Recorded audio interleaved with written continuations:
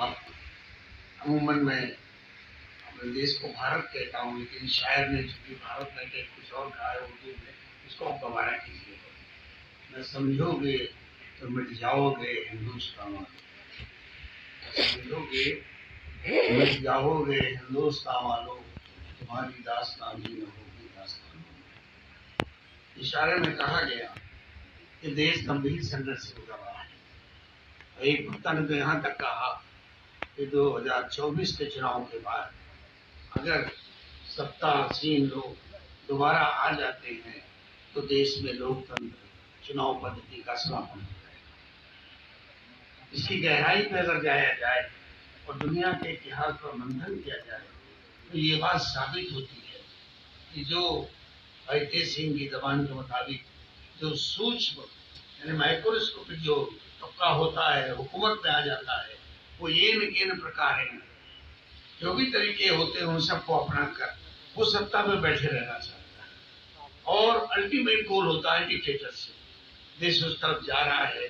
28 मई की हमारे देश की घटना ने इसको साबित कर दिया कि लोकतंत्र की भावना को, संविधान की भावना को किस तरह कुचल कर और नए संसद का की जो उसका जो उद्घाटन हुआ है और धार्मिक आधार पर जिस तरह से उद्घोष किया गया है वो भारतीय संविधान के बिल्कुल, लेकिन देश ने उसको बर्दाश्त कर लिया। जिस तरह उसका विरोध होना चाहिए नहीं हुआ और हमारे जो विदेश में बैठे हैं हमारे वर्ग के बहुजन समाज के लोग जो उन पार्टी में एनडीए में बैठे उनकी चेतना जागृत नहीं है, सुप्त अवस्था में है। इससे लगता है कि हमारे देश में डिक्टेटरशिप बहुत करीब आ गई। अब हम क्या करें? आज भारत का मुसलमान निशाने पर है, मुसलमानों के पाठशालाएं, शिक्षा स्थल, मस्जिदें निशाने पर, उत्तरकाशी निशाने पर। हमारे देश का नागरिक एक शहर को छोड़ते इसकी बाकायदा वार्निंग दी जा रही है, शहर खाली किया जा रहा है। माइनॉरिटी कमीशन से शिकायत की जाती है तो कहता है FIR हो गई है, मुकदमा दर्ज हो गया है। सुप्रीम कोर्ट जाते हैं तो कहते हैं हाई कोर्ट क्यों नहीं गए, हाई कोर्ट क्यों नहीं गए। सो वोटो, जबकि 100 वोटो संज्ञान लेने के बाद सुप्रीम कोर्ट की संवैधानिक बेंच ने निर्णय दे दिया। 3 से ज्यादा जजों के बेंच ने कह दिया है कि अगर कोई किसी वर्ग के विरुद्ध घृणात्मक हेट स्पीच हो, किसी के खिलाफ धमकी की बात कही जाए, वर्ग विशेष को निशाना बनाया जाए तो FIR की जरूरत नहीं है। आदेश है सुप्रीम कोर्ट का, 100 वोटो मुकदमा करना है, राज्य सरकार को एक्शन लेना है और राज्य सरकार एक्शन न ले तो गृह मंत्रालय को इसका संज्ञान लेना है, लेकिन नहीं हो रहा। आप देख रहे हैं हम सम्मेलन करते हैं, तकरीरें करते हैं, घर चले जाते हैं, लेकिन समाज में परिवर्तन नहीं आता। हमारे समाज में, हमारे मोहल्ले में, हमारे बाजार में बाकायदा माओलिंची होती है, लेकिन हमारी चेतना शून्य। हम उस पर कोई प्रतिक्रिया नहीं देते, हम सोशल मीडिया में उसका नहीं बोलते, हम प्रिंट मीडिया में नहीं जाते, हमारे सामाजिक और राजनीतिक कार्यकर्ता इस पर खामोश रहते हैं। इसके माने ये है कि हम खामोशी के साथ डिक्टेटरशिप को का स्वागत करने के लिए तैयार बैठे। भाइयों, जाहिर है जो देश का होगा हमारा होगा और जो हमारा होगा उसको देश का भी होगा। अगर कुछ लोग समझते हैं कि पड़ोस में आग लगी, हमारा घर अभी दूर है, तो ये गलतफहमी है।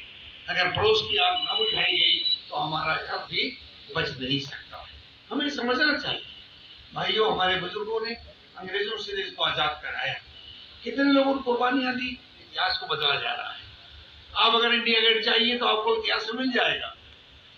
कुर्बानियां देने वालों में किस समाज के कितने लोग थे, नाम लिखे हुए हैं, लेकिन वो नाम मिटाए जाने की कोशिश हो रही है। इतिहास के पन्नों से तो मिटाया जा ही रहा है, अब इंडिया गेट के पत्थरों से मिटाया जाएगा और एक समाज को बाकायदा विलेन बताया जाएगा।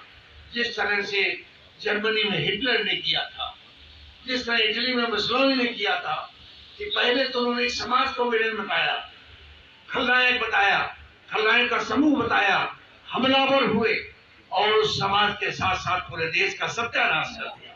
हमें ऐसा लगता है, हमें ऐसा डर लगता है कि अंततोगत्वा फाइनली देश का सत्यानाश करके ही झोला उठाकर चौकीदार यहाँ पे जाएगा। तो इससे पहले की नौबत आए, हमें खड़ा हो जाना चाहिए। हमें भारतीय नागरिक के नाते खड़ा हो जाना चाहिए। जैसा कहा गया कि बिरादरी के रूप पर नुकसान तो हमें हुआ है, फायदा उठाने के लिए लोगों ने बिरादरियां बनाई, लेकिन इतनी चालाकी और कुटिलता के साथ मोहन भागवत ने कह दिया कि बिरादरियां तो पंडित ने बनाया, स्कॉलर्स ने बनाया था। हकीकत तो ये है बिरादरियां बनाने और उसको औचित्य साबित करने लिए धर्म ग्रंथों में बाकायदा स्पेस दिया गया, लिखा गया, जिसे हम धर्म ग्रंथ कहते हैं। हालांकि मुझे तो नहीं कहना चाहिए, हालांकि मेरे नजदीक ऐसा कोई ग्रंथ जो इंसान और इंसान में बांटता हो वो धर्म ग्रंथ नहीं हो सकता है, और कुछ हो सकता है। लेकिन बहरहाल ये हमारे देश में चल रहा है, बहुत सी बातें लोग करते हैं, मैं उस पर तो चर्चा नहीं करूंगा। लेकिन हैसियत भारतीय नागरिक के जो मेरी चिंता है उसे मैं आपके साथ जरूर शेयर करना चाहता हूँ। वो ये है मित्रों, दुनिया का सबसे बड़ा लोकतंत्र भारत, हमारा प्यारा देश भारत, हमारा मातरे वतन आज बहुत बड़े खतरे के सामने खड़ा। हमारे सामने बहुत बड़ा चैलेंज है, और चैलेंज देने वाले बहुत छोटी संख्या में, ये भी बात है। लेकिन उन्होंने तमाम सामाजिक संवैधानिक संस्थाओं पर कब्जा कर लिया है, कब्जा हो चुका है। सुप्रीम कोर्ट कह रहा है कि किस तरह चुनाव आयुक्त का इतनी जल्दी से नियुक्ति हो गई, नोटिस भी इश्यू हो रहा है, लेकिन भारत का समाज संज्ञान नहीं ले रहा है। आप देख रहे हैं क्या हो रहा है, और किस तरह से भारत के जुडिशरी में, न्यायपालिका में बैकडोर से कब्जा किया जा रहा है। चुनाव आयोग की नियुक्ति किस तरह की जा रही, कब्जा किया जा रहा है। और पूरे देश में ऐसा लगता है बिल्कुल सबूतकारी है, खामोशी है। जिस तरह से प्रबल विरोध होना चाहिए नहीं हुआ, लेकिन फिर भी अभी आशा की किरण हमारे देश में है। वो आशा की किरण यह है कि लोग गाहे बगाहे बात कर रहे हैं, और वो बातें अब चर्चा में आने लगी। यहाँ हमारे बहुत से यूट्यूबर्स है, आए थे, कुछ चले गए, कुछ मौजूद है। मेन स्ट्रीम मीडिया जो है, जिसे हम लोग गोदी मीडिया कहते हैं, उससे तो उम्मीद नहीं है। लेकिन 40 से 45% तक जो यूट्यूबर्स ने, सोशल मीडिया ने इस पे कवर कर लिया है, इससे लगता है कि देश में अभी भी आशा की किरण बाकी है और देश बच सकता है। हमारे समाज के बहुत से लोग सोशल मीडिया में सक्रिय हैं। मैं एक विनती गुजारिश करते हुए मैं आपसे रुखसत दूंगा कि बहुत सी घटनाएं होती हैं, हमारे सामने आती है। घटना कोई भी हो, अन्याय की है, अगर किसी वर्ग के भाई के साथ है तो उसे हमें शेयर करना चाहिए, उसे हमें आगे बढ़ाना चाहिए। अगर यही काम हम करना शुरू कर दें तो मेरे ख्याल में हमारा नौजवान फिक्रमंद होगा, और अगर नौजवान खड़ा हो जाएगा तो हमें उम्मीद है कि देश बच जाएगा। इन्हीं शब्दों के साथ मैं मुबारकबाद देता हूँ भाई साहब सिंह धनखड़ जी को, जिन्होंने हमारे समाज के तमाम तबकात को जोड़ा और एक बीड़ा उठाए। 7 दिन लगे, हम तो पीछे से थोड़ा खड़े हो जाते हैं, साथ में कभी आ जाते हैं, लेकिन वो पूरा रात दिन खड़े रहते हैं, ऑफिस देखते हैं, पूरा जो ऑफिस का तंत्र है उसको नियंत्रित करते हैं। इनका सहयोग करना हमारा राष्ट्रीय कर्तव्य है। शुक्रिया। जय भारत, जय श्री। धन्यवाद प्रोफेसर साहब। जनता खबर। अब मैं अगली कड़ी में सहकारिता भवन लखनऊ में संपन्न गण सुरक्षा पार्टी जो आसाम से सांसद हैं, उन्हीं के दिशा निर्देशन पर बनाई गई है।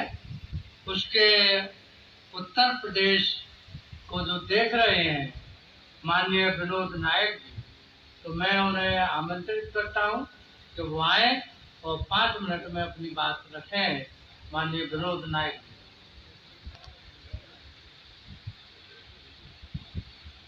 विश्व को शांति का संदेश देने वाले भगवान बुद्धा, करोड़ों भारतवासियों के लिए शिक्षा के दरवाजे खोलने वाले राष्ट्रपिता महात्मा